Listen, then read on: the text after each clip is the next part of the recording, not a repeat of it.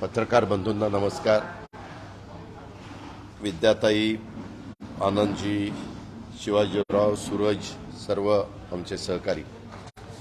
आज मी जवळपास अनेक वर्ष सरकारमध्ये किंवा सरकारच्या बाहेर पण काम करतो. आपण आमदार आणि खासदार म्हणून 32-33 वर्ष काम करतो. परंतु आज मी सकाळी पेपर जे उघडले ते पेपर उघडल्यावर जी जाहिरात पाहायला मिळाली, असली जाहिरात मी कधी पाहिलेली नव्हती.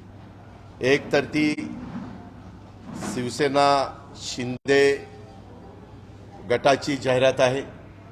त्या जाहिरातीमध्ये शिंदे साहेब किंवा ती जाहिरात देणारे इतक्या लवकर कसे काय बाळासाहेबांना विसरले मला काही कळलं नाही. कारण मुळातच ह्या पक्षाचं का त्यांनी तो पक्ष स्वतःकडे खेचून घेतला की आम्ही बाळासाहेबांच्या विचाराचे आहोत, आम्ही आनंद दिघे साहेबांच्या विचाराचे आहोत. परंतु तिथं आनंद दिघे साहेबांचाही कुठं फोटो दिसेना, कुठं हिंदू हृदय सम्राट बाळासाहेब ठाकरेंचाही कुठं फोटो दिसेना. आणि एवढा तिथं म्हणजे अशा प्रकारच्या जाहिराती मी पाहिल्या. पण स्वतःच ठरवून सर्वेक्षण केलं.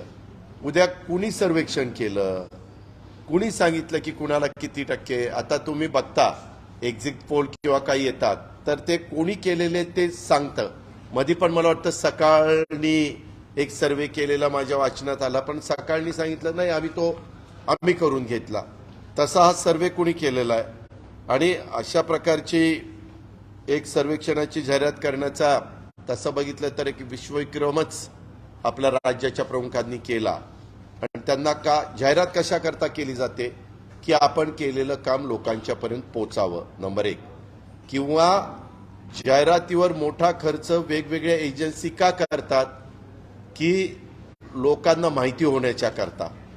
जर यांचं काम एवढं चांगलं असेल तर अशा पद्धतीच्या जाहिराती पानभर, आणि ती पण जाहिरात करत असताना त्या जाहिरातीमध्ये जो सर्वे दाखवलेला आहे की नंबर 1 एकनाथराव शिंदेंना मुख्यमंत्री पदाचा करता लोकांनी कौल दिलेला आहे. खूपच आनंद वाटला की लोकांना चांद्यापासून बांद्यापर्यंत लोकांना एकनाथराव शिंदे हे मुख्यमंत्री पुढे व्हावेत असं वाटायला लागले. आणि दुसरी गोष्ट तुम्ही जर पाहिलं त्याच्यामध्ये की इतकी जर लोकांचा पाठिंबा आहे तर तुम्ही मग स्थानिक स्वराज्य संस्था निवडणुका का घेत नाही. 1 वर्ष झालं, उद्याच्या 20 तारखेला, आज बघा तारीख किती आहे, 13, म्हणजे ह्या 15-20 दिवसांनी 1 वर्ष पूर्ण होईल. सगळे त्या म्हणजे वेगवेगळ्या पक्षाचे कार्यकर्ते आम्हाला स्थानिक स्वराज्य संस्थेतनं नगरपालिका, नगरपंचायत, नगरपरिषद, महानगरपालिका, जिल्हा परिषद, तालुका पंचायत ह्याच्यामध्ये कुठंतरी सदस्य म्हणून, महापौर म्हणून, नगराध्यक्ष म्हणून, झेडपी अध्यक्ष, पदाधिकारी, सभापती, उपसभापती, पंचायत समिती असं त्यांना व्हायचंय. तरी तुम्ही निवडणुका घेत नाही. मध्ये उन्हाळा होता त्यावेळेस तुम्ही निवडणुका घेऊ शकत होता. आता निवडणुका जाहीर करून पावसाळा संपल्या तुम्ही निवडणुका घेऊ शकता. परंतु त्यांना निवडणूक घेण्याची भीती वाटते. आणि एकीकडे मात्र जाहिरातीमध्ये एवढ्या मोठ्या प्रमाणावर खर्च करायचा. आता शिवसेना आमचीच अशा प्रकारचा दावा करणाऱ्यांनी जाहिरातीमध्ये मोदी साहेबांचा फोटो टाकला. बरोबर आहे, मोदी साहेबांच्यामुळेच हे मुख्यमंत्री झाले. मोदी साहेबांच्या पक्षाचा, भाजपचा मोठा पाठिंबा त्यांना मिळाला. स्वतःचाही फोटो टाकला. परंतु आदरणीय बाळासाहेबांचा फोटो मात्र सोयीस्कररित्या तो त्यांनी वगळलेला आहे. हा बाळासाहेबांचा अपमान नाही का? तुम्ही एकीकडे जनतेला सांगता की आम्ही बाळासाहेबांच्या विचारांनी शिवसेना पुढे घेऊन चाललेलो आहे आणि उद्धव ठाकरे साहेब त्या विचारापासून त्यांनी फारकत घेतलेली आहे असं तुम्ही इतके दिवस सांगत होता. राज्याचा विकास आणि लोकांचे प्रश्न यांनी पद्धतशीरपणे बाजूला ठेवले. त्याच्यात जर राज्याच्या संदर्भातलं काही सांगितलं असतं की आम्ही 1 वर्षभराच्या काळामध्ये इतकी बेरोजगारी कमी केली, इतका त्याच्या संदर्भामध्ये GDP वाढलेला आहे, इतका शेतकऱ्यांना मदत आम्ही त्या बाबतीमध्ये पोहोचवलेली आहे, इतक्या लाभार्थ्यांना ह्या योजनेमध्ये अशा प्रकारचा लाभ आम्ही तिथं पोहोचवलेला आहे, हे तर प्रश्न बाजूलाच, परंतु मी स्वतः कसा लोकप्रिय याची स्पर्धा सरकारमधल्या महत्वाच्या पदावरच्या मध्ये चाललेली दिसले. आणि गेल्या विधानसभेच्या निवडणुकीमध्ये आपण बघितलेलं होतं, केंद्रात म्हणजे मी ऐकलेलं होतं, तुम्ही पण पत्रकार मित्रांनी ऐकलं असेल, केंद्रात नरेंद्रजी आणि राज्यात देवेंद्रजी अशा पद्धतीची घोषणा भाजपवाले देत होते. आता तीच घोषणा मागे पडली, राष्ट्रामध्ये मोदी आणि महाराष्ट्रात शिंदे. आता ही नवी घोषणा पुढे आलेली आहे आणि आता भाजपच्या कार्यकर्त्यांना पण ही घोषणा द्यावी लागेल, कारण तिथं केंद्र राष्ट्रामध्ये मोदी आणि महाराष्ट्रामध्ये शिंदे. आता हे भाजप नेत्यांना मान्य आहे का, ह्याचा देखील खुलासा नेहमी काही झालं की लगेच चंद्रशेखर बावनकुळे खुलासा करत असतात. बावनकुळे साहेब, मला पण तुमचा खुलासा ऐकायला आवडेल. हा तुमचा पार्टी अंतर्गतला प्रश्न आहे. तुम्ही म्हणाल अजित पवारने नाक खुपसायचं काय कारण आहे. बरं बाबा, मी नाही नाक खुपसत, परंतु राज्याच्या मुख्यमंत्र्यांच्या संदर्भातली जाहिरात आहे आणि त्या सरकारमध्ये तुमचा पक्ष आज महत्वाचा संख्या असल्यामुळं तुमच्या पाठिंब्याच्या जोरावर त्या ठिकाणी आहे. आणि फडणवीस साहेबांच्या पेक्षा आता शिंदेंना जनता अनुकूल झालेली आहे असं जाहिरातीत दाखवलेलं आहे. हे भारतीय जनता पक्षाला मान्य आहे का, त्यांच्या प्रवक्त्यांना, त्यांच्या इतर प्रमुखांना, इतर सहकाऱ्यांना? त्याच्यामध्ये मला वाटतं शिंदेच्या बाजूला 26% मतं दाखवलीत, कौल दाखवलाय, मतं नाही कौल, आणि फडणवीसांच्या बाजूला 23% काहीतरी कौल दाखवलेला आहे. परंतु हे सगळं जे काही चाललेलं आहे, खरं तर अशा प्रकारच्या जाहिराती पानभर मला का ह्यांना द्याव्याशा वाटायला लागलेल्या आहेत मला काही कळायला मार्ग नाही. परंतु तो त्यांचा अधिकार आहे. तो सरकारी जाहिरात असते तर मी म्हटलं असतं की सरकारच्या पैशांनी यांनी अशा पद्धतीने जाहिरातबाजी करण्याचं काही कारण नाही, पण त्यांनी स्वतःच्या पक्षाच्या वतीने ती जाहिरातबाजी केलेली आहे. पण आपली महाराष्ट्रातली जनता काही इतकी दूधखुळी नाहीये की बाबा काय चाललंय आणि कशा पद्धतीनं चाललंय. वास्तविक एका मधल्या वृत्तपत्रांनी हे दिलेली होती त्यावेळेस हे एकदम 5% का 60% असंच काहीतरी होते. एकदम तिथून आकडा जो वाढला आणि तो तर एकदम आकाशालाच गवसणी घालायला निघालेला आहे. त्याचं खरं तर जाहिरात देणाऱ्यांनी आत्मचिंतन, परीक्षण करण्याची नितांत गरज आहे असं मला वाटतं. परंतु ह्या जाहिरातबाजीनं उलट त्यांनी स्वतःचा हास्य करून घेतलेलं. मी स्पष्ट तुम्हाला सांगतो, तुम्हाला पटो किंवा न पटो, परंतु त्यांनी स्वतःचं हास्य करून घेतलेलं आहे. आणि मग माझं आव्हान आहे, तुम्ही जर असं म्हणताय तर स्थानिक स्वराज्य संस्थांच्या निवडणुका उद्या जाहीर करा आणि जनतेच्या मैदानामध्ये या. म्हणजे जनतेच्या मैदानामध्ये खरंच कुणाच्या पाठीशी किती आहे, महाविकास आघाडीच्या पाठीशी किती आहे, शिंदे शिवसेनेच्या पाठीशी किती आहे, भाजपच्या पाठीशी किती आहे, हे चित्र स्पष्टपणे आपल्याला सगळ्यांना पाहायला मिळेल. आपल्याला काय विचारायचं?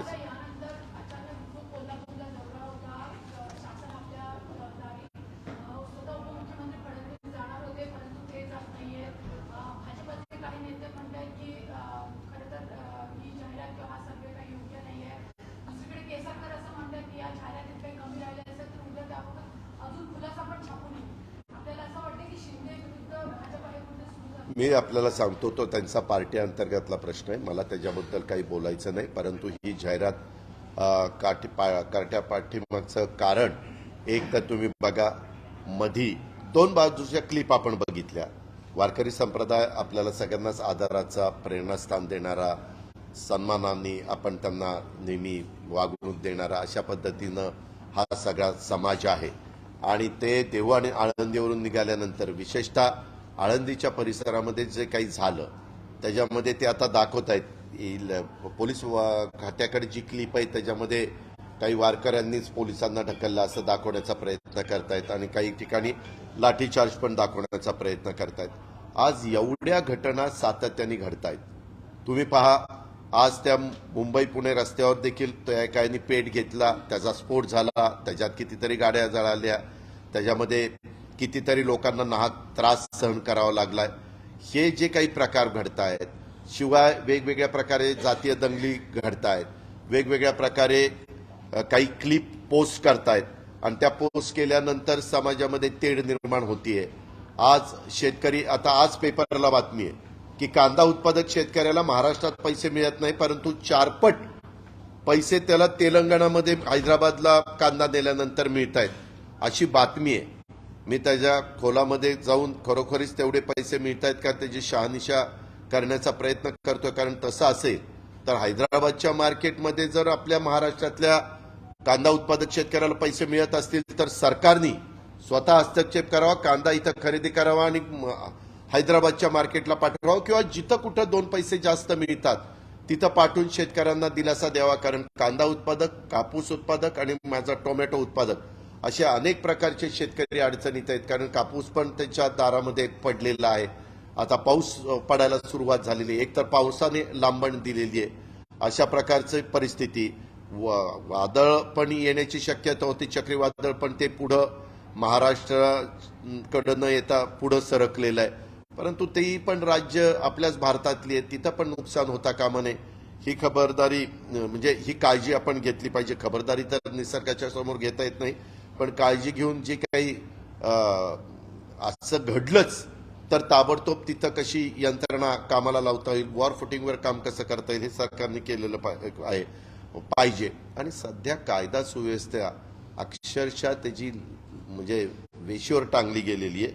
दंगली असतील, बेरोजगारी. आता आज पण मी इथं होतो, मला थोडासा उशीर झाला कारण सकाळी माझं दुसरं एक काम होतं, तिथं मला वेळ गेला, म्हणून मी सकाळचं दुपारच्या शिफ्टमध्ये हे मीटिंग शिफ्ट केलं आणि लोकांना गाठीभेटी. आज पण अनेक मला बेरोजगार भेटत होते की दादा आमचं महावितरणमध्ये नोकर भरती होत नाही, आमचं वय निघून चाललेलं आहे, आम्हाला सांगतात 75 भरती करणार, 75,000 वेगवेगळ्या डिपार्टमेंटची, तर त्याच्यामध्ये आमचं काय ते काही सांगितलं जात नाही.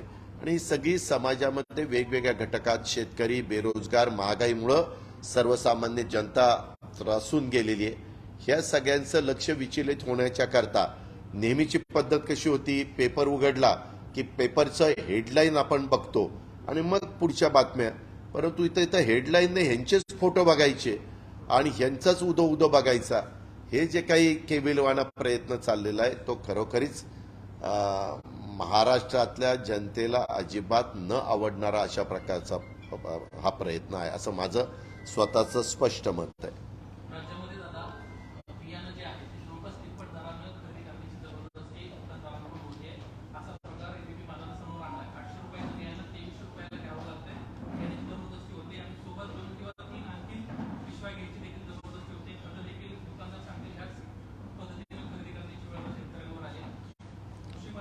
अहो असं कसं तुम्ही बोलताय, काही पण बोलायला लागलाय काय तुम्ही?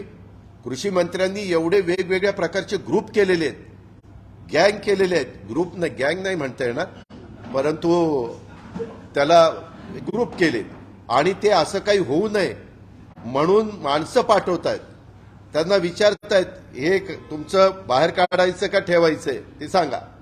त्याच्यातनं वेगळ्या पद्धतीनं म्हणायला शेतकऱ्यांना आम्ही मदत करतो हे दाखवण्याचा केविलवाणा प्रयत्न आहे. परंतु त्याच्यातनं इतकं काळं वेगवेगळं ऐकायला मिळत आहे. अजून मी त्याच्याबद्दलची माहिती मागवलेली आहे. आज खरोखरीच काही मंत्र्यांना काय पायपूस राहिलेला नाहीये. वाटेल तशा प्रकारे काही जण म्हणतात हा माझा पीएस नाहीये, पुन्हा रेकॉर्डला तो पीए पण दिसतोय काही दिवसापूर्वी, आणि पुन्हा इकडं पण डिपार्टमेंटला. आणि मला माहिती आहे की मुख्यमंत्र्यांना, उपमुख्यमंत्र्यांना खूप मोठ्या प्रमाणावर स्टाफ ठेवता येतो कारण तो त्यांचा अधिकार असतो. परंतु अलीकडच्या काळामध्ये मंत्र्यांना पण एवढे ओएसडी, एवढे प्रायव्हेट सेक्रेटरी, एवढे पीए, काय त्याची गणनाच सांगता येणार नाही. म्हणजे अतिशयोक्ती नाही, काही मंत्र्यांना त्यांच्या स्टाफची नावं पण सांगता येणार नाही की बाबा यांची काय काय नावं आहेत, एवढा स्टाफ भरलाय. खरं तर राज्याचे प्रमुखांनी, उपप्रमुखांनी लक्ष दिलं पाहिजे. काहीतरी त्याला नियम आहे की मला आठवतंय पूर्वी आम्ही राज्यमंत्री असताना आम्हाला एक प्रायव्हेट सेक्रेटरी असायचा आणि 3 पीए असायचे. 8-8 तासाच्या करता 3 पीए असायचे. आणि घरचे फोन पोलीस जे ऑपरेटर असतात, म्हणजे पोलीस जे बंदोबस्ताला असतात त्याच्यातलेच आमचे ऑपरेटर केले जायचे आणि तेच त्या ठिकाणी फोन घ्यायचे. पण आज इतके मोठ्या प्रमाणावर सगळ्यांना स्टाफ आहे की नक्की कुठली फाईल कुणाकडे काही सांगता येत नाही. आणि मग त्याच्यातच त्यांचा वेळ जातोय, लोकांची कामं खोळंबतायत. आपण म्हणताय ते निर्विवाद सत्य आहे. शेखर निकमचा मला रात्री फोन आला की दादा, आमच्या चिपळूण आणि कोकणामध्ये देखील आवाच्या सव्वा दारांनी एक तर पाऊस लांबलेल्यामुळं पेरण्या लांबल्यात, काहींनी आधी पेरण्या केल्यात, पेरण्या आपण ज्याला म्हणतो त्या पेरण्या वाया गेल्या कारण पाऊस पडला नाही. आता पुन्हा त्यांना दुबार पेरणी करावी लागती. दुबार पेरणी करत असताना बियाणं लागतंय, बियाण्याचे दर वाढलेत, खताचे दर वाढलेत. म्हणजे हे बाकीच्या किमती कमी करायच्या ऐवजी त्याच्यात ही जाहिरातीच्या ऐवजी सांगितलं असतं की बियाणाचा दर हा होता, आम्ही हा केला, ही सवलत दिली, खताचा दर हा होता, आम्ही असा केला, ही एवढी त्याच्यामध्ये सवलत दिली. किंवा मिश्र खतं जी म्हणतात, दाणेदार खतं ज्याला आपण ग्रामीण भागामध्ये म्हणतो, त्याचे दर आम्ही अशा पद्धतीनं कमी केले. ते तर काहीच सांगायला तयार नाहीये आणि नको नकोच तो उदो चाललेला.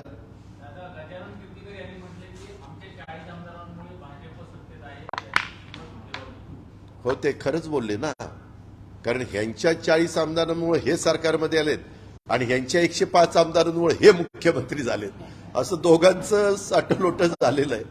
ह्यांच्या पाठिंब्यामुळं ह्यांचा मुख्यमंत्री झाला आणि ह्यांच्या पाठिंब्यामुळे ह्यांचा उपमुख्यमंत्री झाला आणि हे 18 लोकांना मंत्री म्हणून काम करण्याची संधी मिळाली. त्याच्यावर ते म्हणणारच ना.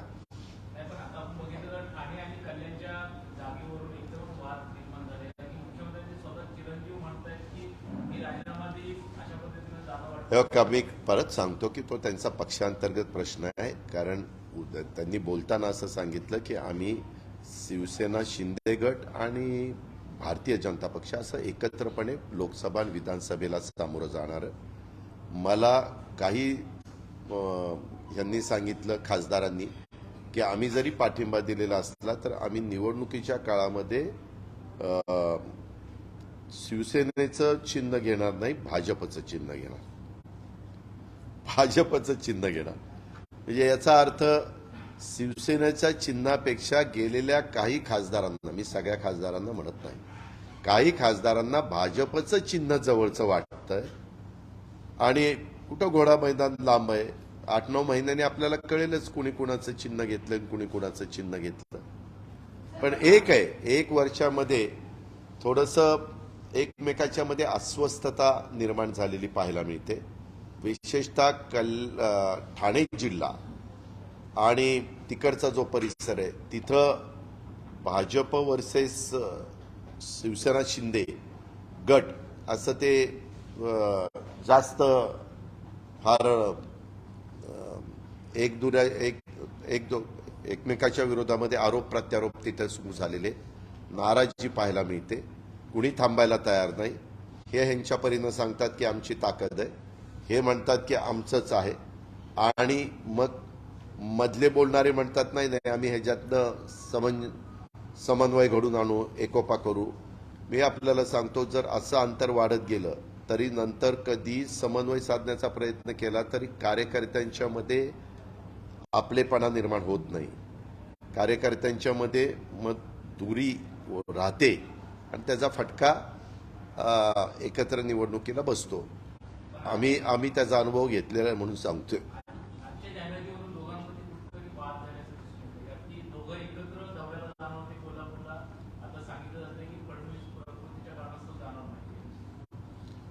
प्रकृती बिघडू शकते बाबा, तुला पण असं कसं म्हणता येईल. शेवटी तब्येत व्यवस्थित असेल तर बाकीच्या सगळ्या गोष्टी, तो त्यांचा अंतर्गत प्रश्न आहे. शेवटी सीएम डीसीएम दोघं जाणार होते. मलाही मगाशी एकाने सांगितलं की कदाचित डीसीएम जाणार नसतील, दुसरं काही काम असेल किंवा तब्येत. आता माझी पण कधी कधी तब्येत की तुम्ही लगेच अजित पवार नॉट रिचेबल. अरे काय नॉट रिचेबल? तब्येत बिघडल्यावर कुठं नॉट रिचेबल?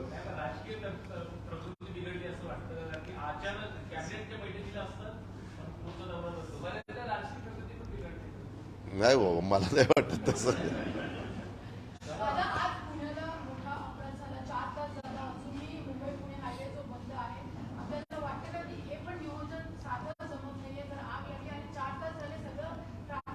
मी तुम्हाला सांगू का, अशा प्रकारची आग लागल्यानंतर एका बाजूने ट्रॅफिक खोळंबलेलं असतं, दुसऱ्या बाजूने ट्रॅफिक चाललेलं असतं. त्या रॉंग साईडनं त्यांनी फायर ब्रिगेडच्या गाड्या आणायला पाहिजे होत्या आणि लगेच बुजवायला पाहिजे होतं.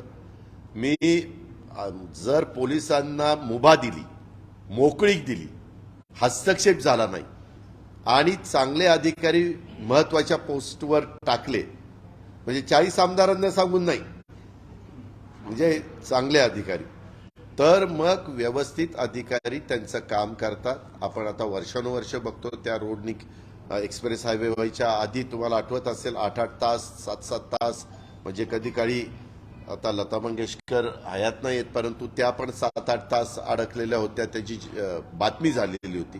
आणि त्याच्यानंतर सगळ्यांनी मनावर घेतलं, सुरुवात युतीने केली, शेवट आम्ही आघाडी सरकारच्या काळात झाला आणि तो रस्ता झाला, तो फायद्याचा झाला. अजून पण एक टनेलचं काम चाललेलं आहे. ते टनेलचं काम झाल्यानंतर हे आत्ता जे घडतंय त्याला थोडासा रिलीफ मिळेल, थोडंसं वाहतूक चांगली व्हायला मदत होईल असं मला वाटतं. पण ह्या संदर्भामध्ये इतके वेळ मीडिया ती आग अशी भडकतीये आणि नंतर ते आतमध्ये टँकरचे स्फोट व्हायला लागले, म्हणजे जो साठा होता फ्युएलचा त्याचे स्फोट व्हायला लागले, त्याचाही फटका. म्हणजे काही काही जण सांगतात ते खालनं वरपर्यंत गेलं, वरनं खाली आलं आणि त्याच्यामुळं खालच्या गाड्या पण पेट घेतला, म्हणजे कारण नसतानाच लोकांना त्रास सहन करावा लागला.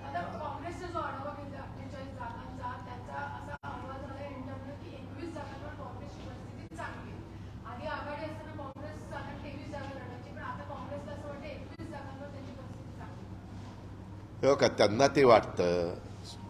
उद्धव बाळासाहेब ठाकरेंच्या सेनेला आणखीन काही वाटेल, राष्ट्रवादीला आणखीन काही वाटेल, फक्त या तिघांनी एवढंच करावं, हा आकडा 48च्या बाहेर जाऊन देऊ नये, 48 मध्येच ठेवावं. आणि ते जसं म्हणतात आम्ही 45 घेणार, तसं आता हे आमच्या तिघांचं दिसतंय फार 48 पर्यंत जायचं.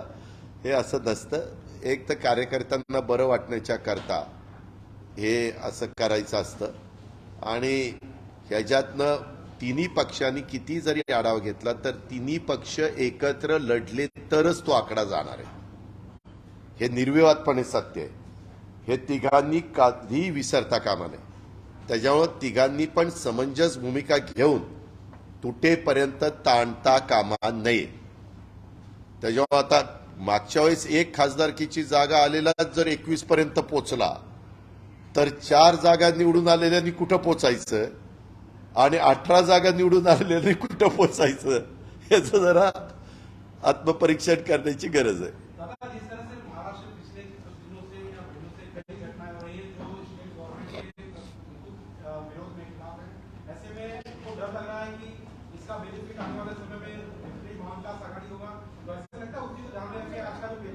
नहीं नहीं, उसका डर नहीं, उसके बारे में वो तो समझा रहे पब्लिक को. सिचुएशन ऐसी है, वो आपने आज की जो एडवर्टाइज आई है उसमें देखा है ना. उनका कहना है कि ऐसा ऐसा है, डरो मत, ऐसा उनको लोगों को कहना है.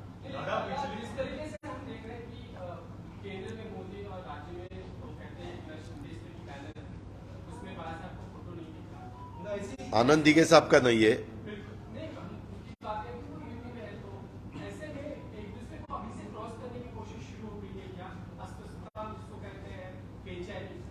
नहीं, मुझे ऐसा लगता है, आज देखो ये अभी जो एड आई है सभी पेपर में, कल उसमें चेंज जरूर हो जाएगा.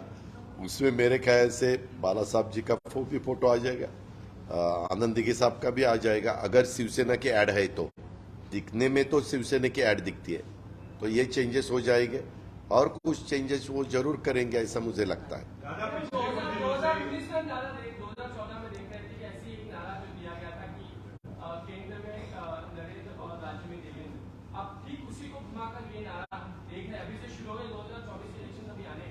वो नारा बिल्कुल चलने वाला नहीं है, क्योंकि नरेंद्र मोदी साहब का तो 2 दफा आपने देखा है उनका करिश्मा कैसा हुआ है. उनके कारण उनके नाम के ऊपर ही बीजेपी सेंट्रल में क्लियर मेजॉरिटी में आई. वैसा आपको लगता है कि सीएम साहब का नारा देख के, उनका फोटो दिखा के एमएलए चुनाव जीत सकते हैं, ऐसा आपको लगता है? मुझे तो नहीं लगता. दादा, पिछले कुछ दिनों से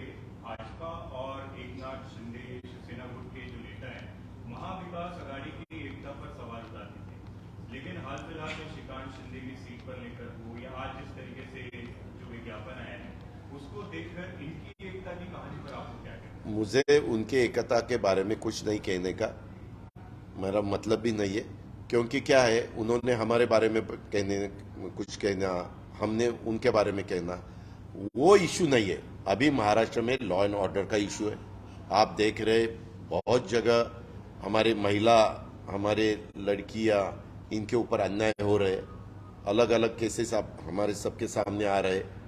ये जो सिचुएशन है यहाँ सभी जाति के लोग बहुत अच्छी तरह से रहते हैं, सालों से रहते हैं, लेकिन कुछ कुछ जगह ऐसा इशू तैयार किया जाता है कि उसमें दो कास्ट में थोड़ा सा अंतर बढ़ना चाहिए, उसमें दरी होनी चाहिए, ऐसा उनका चालू है। वो बिल्कुल गलत है, क्योंकि यहाँ सिख हो, हिंदू हो, मुस्लिम हो, ईसाई हो, सब लोग बहुत अच्छी तरह से रहते हैं। ये महाराष्ट्र की परंपरा है और वो परंपरा जतन करनी चाहिए। अभी तो जो श्री संत ज्ञानेश्वर महाराज और श्री संत तुकाराम महाराज, इनकी जो दिंडी वारी उसको बोलते हैं, वो देवघर आनंद से निकली है, आज पूना में, आज पूना से भी निकलेगी। तो वो जब जाती है तो सभी जाति के लोग एक होके ज्ञानबा तुकाराम ऐसा करके विठल विठल विठल करके जाते हैं। यह अपनी हमारी परंपरा है। वो परंपराओं को कहीं तो दाग लगाने की कोशिश कोई लोग करते हैं तो उसको पहचाना चाहिए। बीच में आपने देखा कुछ लीडरों के बारे में भी गलत कुछ क्लिप में हमने देखा, या लोगों में थोड़ा सा उसके बारे में अलग गलत न्यूज़ देके वातावरण खराब करने की कोशिश की। ये भी गलत है। लॉ एंड ऑर्डर ठीक तरह से देखने का पूरा अधिकार पुलिस डिपार्टमेंट का है और chief minister, deputy chief minister ने, गवर्नमेंट ने उसके बारे में ज़्यादा से ज़्यादा ध्यान देके यहाँ की परिस्थिति अच्छी कैसे रहेगी उसके बारे में ध्यान देना चाहिए। और बेरोजगारी और महंगाई ये कैसी कम हो सकती है उसके बारे में उन्होंने बोलना चाहिए ना। वो उसके बारे में कोई बात करने के लिए तैयार ही नहीं है। हमारे फार्मर्स इतने परेशान हैं कि पूछो मत। वो प्याज के बारे में या टोमेटो के बारे में या अपने कॉटन के बारे में, ये सब इश्यू जो है, अभी बारिश आगे चली गई है, 12 तारीख आ जाई है, लेकिन 12 तारीख तक, 13 तारीख तक कोई बारिश नहीं है। लोग बोल रहे हैं कि अभी मेरे ख्याल से कोकण में, सिंधुदुर्ग, रत्नागिरी में बारिश आई है, मानसून आया है, ऐसे बताते। वो आगे आना चाहिए। सब परेशान है। अपने डैम के जो पानी का लेवल थी वो कम हुई है, इतनी कम हुई है कि मेरे ख्याल से अभी पानी का भी उन्होंने ये किया है। मुंबई में वही इशू है। बीच में मैंने नवी मुंबई के बारे में, मोरबे की पाइपलाइन के बारे में कुछ सुना। ये जो हो रहा है उसके बारे में पहले ध्यान देना चाहिए। ये जो हम एक दूसरे के ऊपर आरोप प्रत्यारोप ये करते रहेंगे, लोग बोलते हैं कि ये क्या हमें दिखाते हो, पहला हमारा काम करो, हमारे जो इश्यू है, हमारे जो सवाल है, वो सवाल का जवाब दे दो, उसमें हमें कैसा हल हो सकता है वो देखना चाहिए।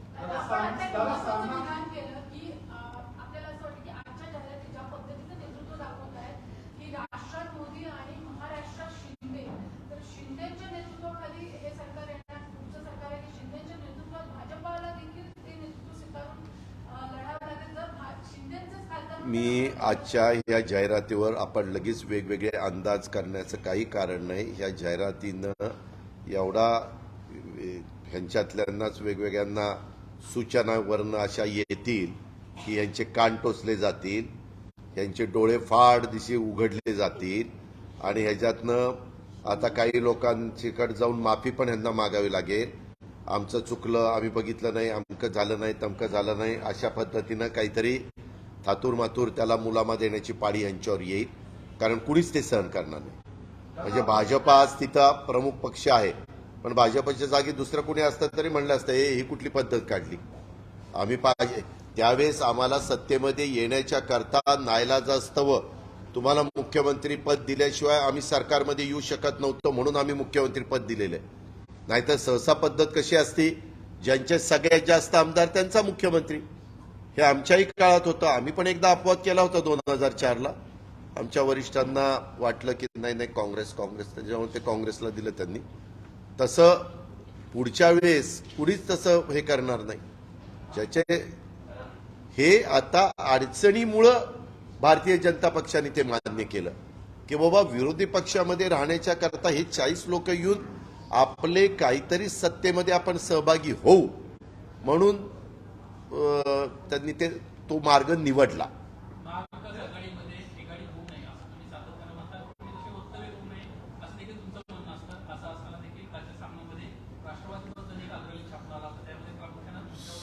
जाऊ दे, माझ्यावर फार प्रेम चाललं रे बाबा. माझं काय आता तुला सांगू हो का. एक मिनिट.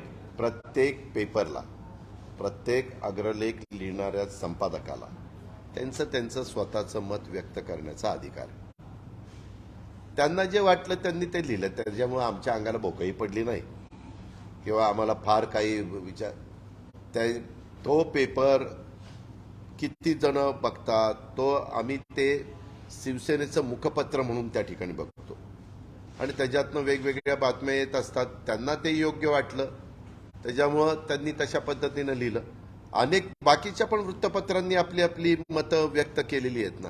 बातमीदारांनी पण, म्हणजे संपादकीय अग्रलेख पण तुम्ही बघा आणि बातमीदारांनी दिलेल्या बातम्या पण बघा.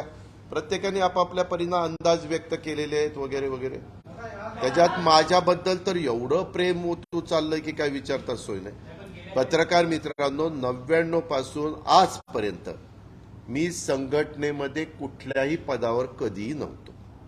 संघटनेमध्ये तरी देखील खासदारकीच्या आमदारकीच्या निवडणुकीमध्ये ज्यावेळेस पार्लमेंटरी बोर्ड बसतं त्यावेळेस मी त्याच्यामध्ये असतो आणि मी आजपर्यंत तिथं काम करत असताना कधी ज्याच्यामध्ये त्यातल्या त्यात इलेक्टिव्ह मेरिट आहे अशालाच उमेदवारी द्यावी असा मी आग्रह धरला आणि त्यावेळेसच्या पार्लमेंटरी बोर्डात वेळोवेळी त्या आग्रहाला कुणी नाकारू शकलं नाही.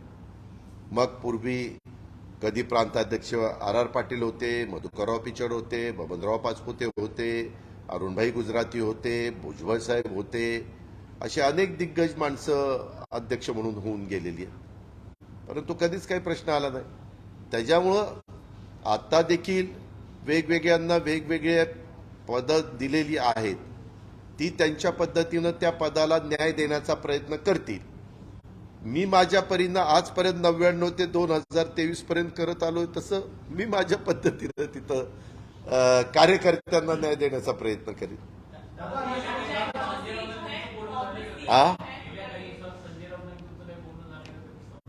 नाही बाबा, नाही. तुला वाटतं का बोलून माहिती करतो फोन केले गेले. बिल्कुल नहीं ऑथेंटिक लगता, झूठ है, झूठ सर्वे है. ते म्हणतात झूठ बोले कौवा काटे वैसा सर्वे ही है.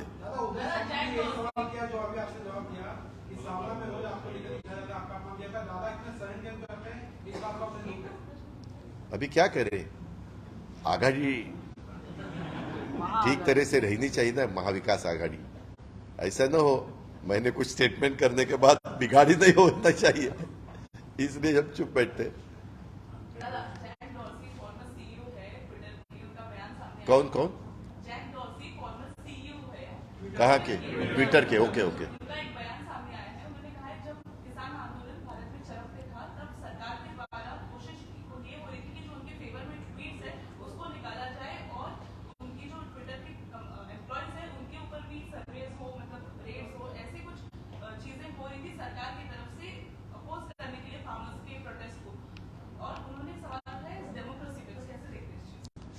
आप खाली उनका मत सुनो. बीच में बीबीसी के ऊपर भी रेड पड़ी थी, ऐसे बहुत कुछ हुआ था. निखिल जी के साथ भी जरा बात करो. अलग अलग जो भी आज तक मीडिया में काम करने वाले जो लोग थे जो उनके मन में जो आता है मीडिया को तो वही सामने लाके रखना चाहिए लोगों के सामने, लेकिन अभी की सिचुएशन वैसी नहीं है। ऐसा हम देखते हैं कि उसके बारे में जो पब्लिक है, पब्लिक ने सोचना चाहिए कि सही क्या है और गलत क्या है। क्या क्या क्या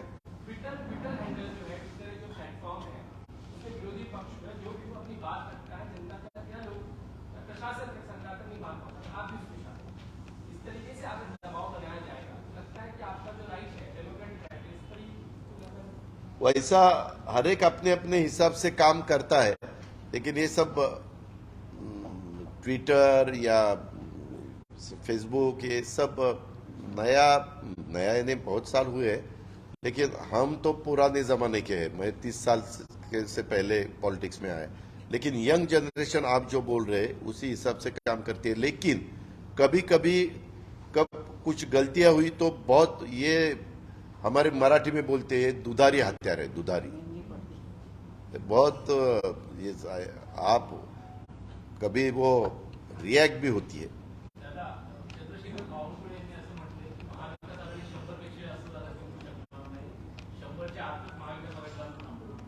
कशाच्या? अरे आधी पहिल्यांदा लोकसभेचं बघू म्हणाव, लोकसभेचं बघितल्यानंतर पुढे 6 महिन्यांनी विधानसभा आहे, त्याच्यामुळे आणि 100 तरी जिंकू शकतील एवढं तरी मान्य करतायत ना, म्हणजे अजून आम्हाला काय 60-70 जिंकायचे आहेत, 100 तर आत्ताच मान्य आहेत त्यांना, हे तरी बरे 100 तरी मान्य करतात। मागे तुम्हाला आठवतंय 2019ला 240-50 आमचे, हे 40 मध्ये सगळे उरकतील, ते पण 20 आम्हाला 20 काँग्रेसला। अरे 100 म्हणजे फार पल्ला आम्ही गाठलाय बता, काय हे अंदाज आहेत। शेवटी जनतेच्या मनामध्ये काय असतं ते कोणी सांगितलेलं आहे? जनता जनार्दन, आपल्या भारतातली लोकशाही एवढी प्रगल्भ आहे, कुणाला तिथं बसवायचं आणि कुणाला झटका द्यायचा आणि खाली बाजूला सरकवायचं, हे अनेक निवडणुकांमध्ये 75ला बघितलंय, 77ला बघितलंय, 84ला बघितलंय, 2014ला बघितलंय, अनेक ठिकाणी आपण बघितलंय।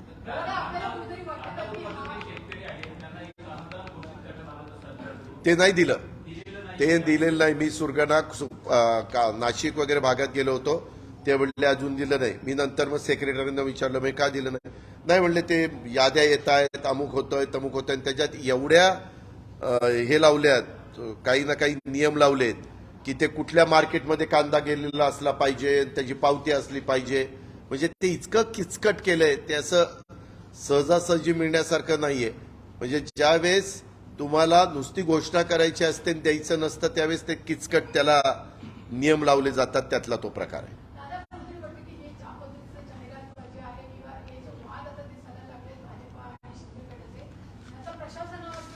100% होतो, 100% होतो। मी तुम्हाला सांगतो की आज मी पण अनेक वर्ष या प्रशासनाबरोबर काम करणारा कार्यकर्ता आहे, माझे पण अनेक अधिकाऱ्यांशी चांगले संबंध आहेत।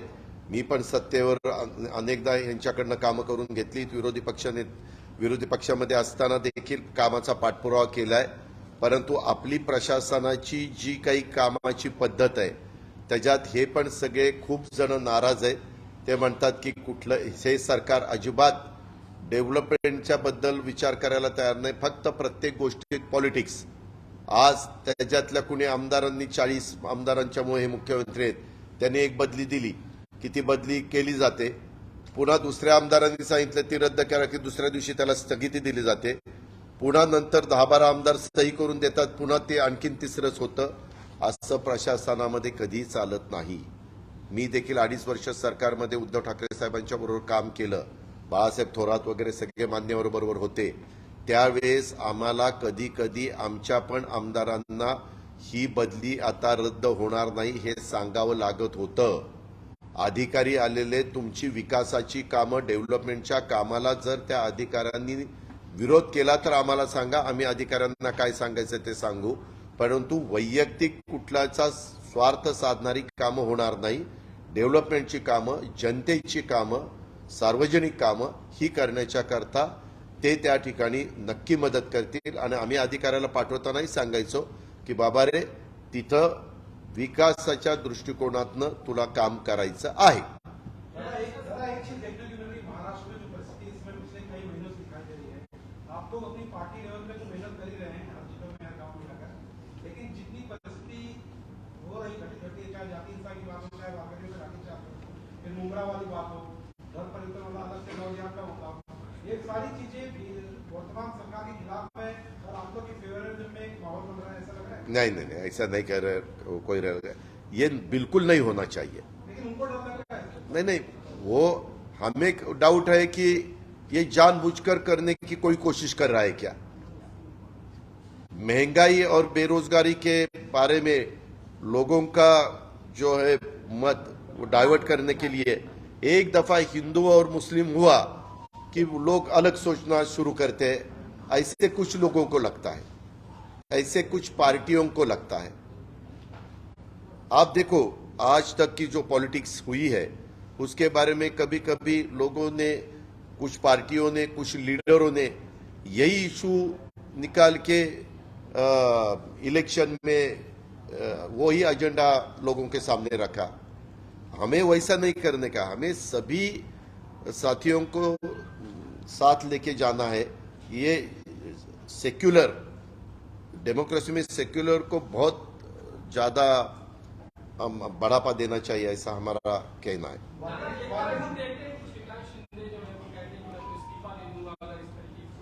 नहीं,